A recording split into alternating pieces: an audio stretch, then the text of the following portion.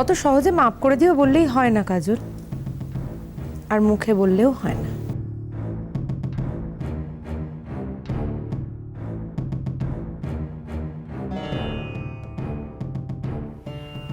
তাহলে মাকে কি করতে হবে গো?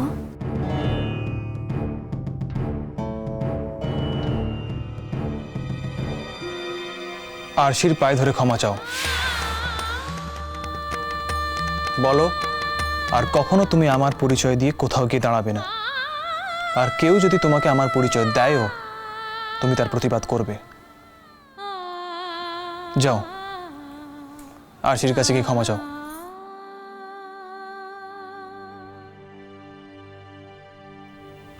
ওমা, কি হলো? শুনতে পেলে না নীল কি বললো তোমায়? যাও, আরশির পা ধরে ক্ষমা চাও।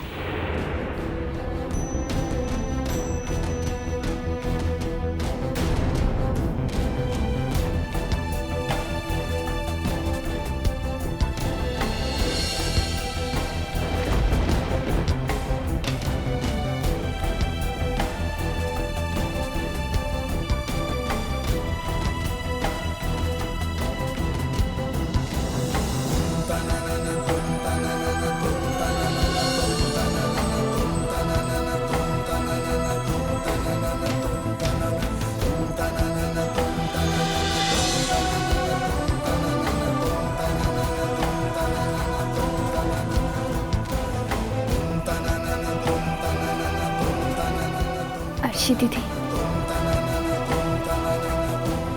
ওদের মাফ করে দিও আরশি দিদি। ও আর কখনো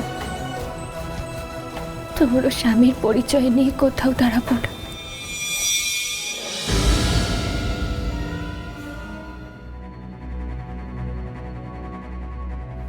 আর কেউ যদি সেই পরিচয় দেয়ও, তাহলে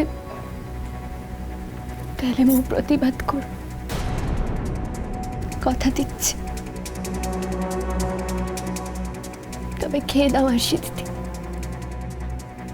না খেয়ে থেকো না। আর মুখ খেয়ে যে গো, মোর উপর রাগ করে থেকে তুমি না খেয়ে থাকবে? রাজকুমার, রাজত্ব সবই তো তোমার।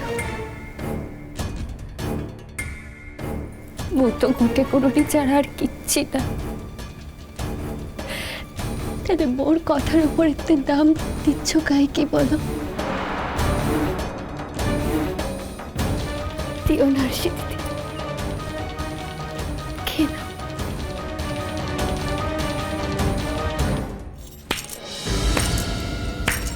অসাধারণ, এক্সেলেন্ট।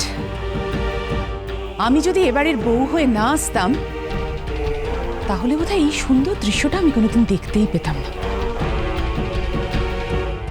এর জন্য তোমার কাছে আমি কৃতজ্ঞ থাকলাম নীল। আর এই দৃশ্যটাকে আমি আমার মনের আয়নায় সারা জীবন বাঁধিয়ে রাখব।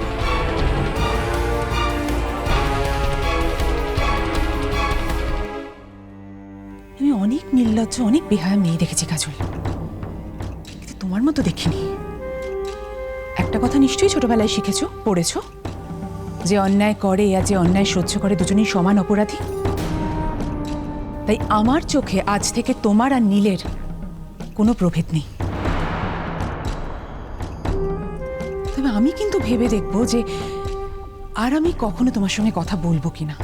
আমি কিন্তু কথা বলার আগে দুবার ভাববো, কারণ তোমার মতো একজন মেরুদণ্ডহীন মেয়ের সঙ্গে আমার কি কথা বলা উচিত হবে? তুমি নিজের ইচ্ছে নীলের কাছে ছোট হচ্ছ, হও, তা বলে তোমার সঙ্গে জড়িয়ে আছে যে মানুষগুলো, তাদেরকেও ছোট করছো। তোমার বাবা, তোমার জন্মদাত্রী মা, আর আমরা যারা নিজেরা তোমাকে খুব কাছের মানুষ ভাবি, তোমাকে ভালোবাসি, তুমি আমাদের সবাইকে এভাবে ছোট করলে। এই কাজটা করার আগে একবার ভাবলে না তুমি?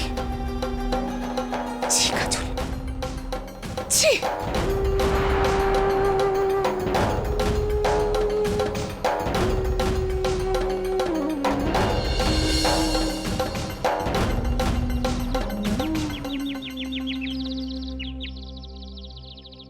তোমরা সবাই এখানে আছো। ঠাকুরপো, তোমাদের সঙ্গে আমার একটা বিশেষ কথা আছে। হ্যাঁ বৌদি এসো না, বসো বসো বসো বসো বসো, ভালো বসো বসো।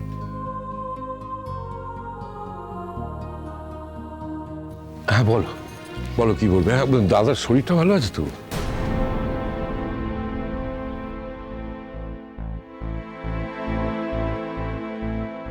না, দুদিন ওপর থেকে নামেনি তো, তাই বলছি আর কি।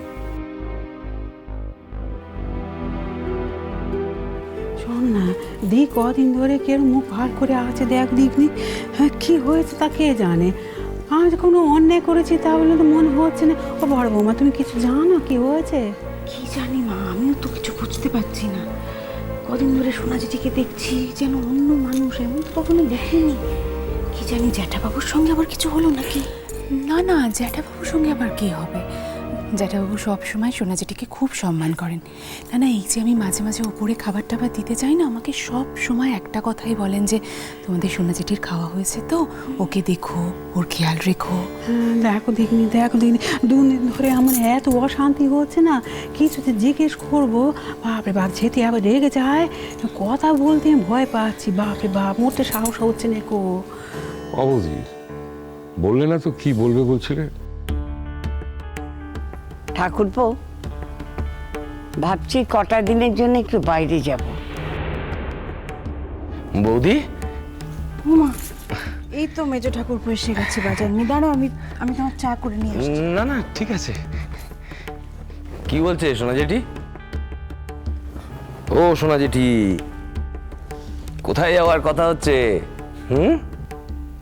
কোনোদিন তো বসবাড়ির বাইরে কোথাও যাওয়া হলো না, তাই ভাবছি কদিনের জন্য একটু বাইরে যাব।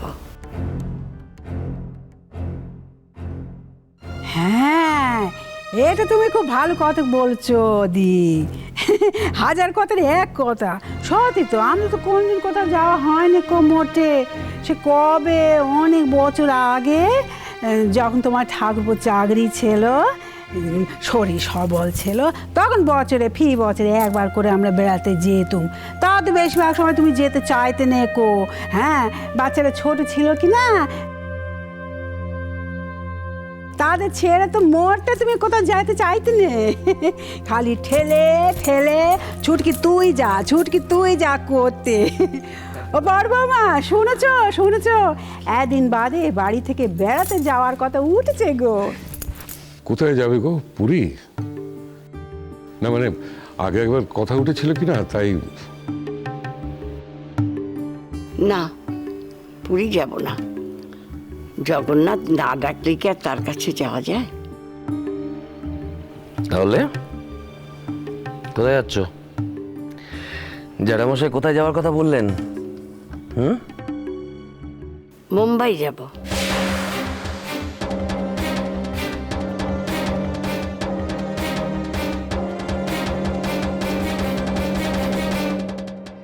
তাহলে কোথায় যাচ্ছ? জ্যাঠামশাই কোথায় যাওয়ার কথা বললেন? মুম্বাই যাব।